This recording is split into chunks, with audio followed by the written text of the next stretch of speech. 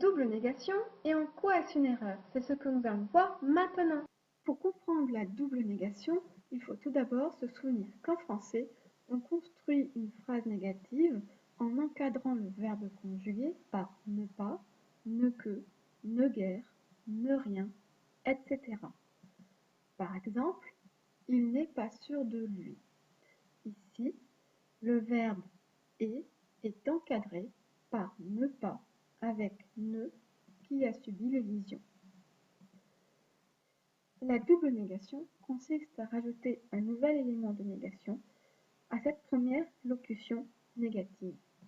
Par exemple, vous n'êtes pas sans savoir que la biodiversité s'effondre. Ici, nous avons un premier élément de négation qui est ne pas, avec ne qui a encore une fois subi l'élision, et un second élément de négation qui est sans, et du coup, on double la négation. Où est le problème? Eh bien, n'être pas sans savoir, cette formulation signifie littéralement ne pas savoir. Or, ne pas savoir, c'est ignorer. Et ne pas ignorer, par définition, c'est savoir. Donc, n'être pas sans savoir signifie en réalité savoir.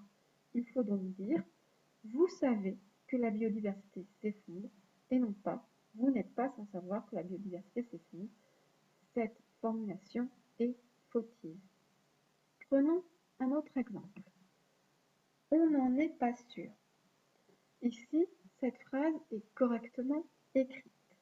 Mais à l'oral, on entend un autre ne devant le et. Il ne faut surtout pas le marquer à l'écrit car il s'agirait ici d'une autre double négation. En réalité, ce ne, ce n qu'on entend à l'oral est la liaison qu'on fait avec le n de en et le e, plutôt la voyelle, puisqu'ici c'est pas important que ce soit un e, ce qui est important c'est que c'est une voyelle, la voyelle qui démarre le mot et.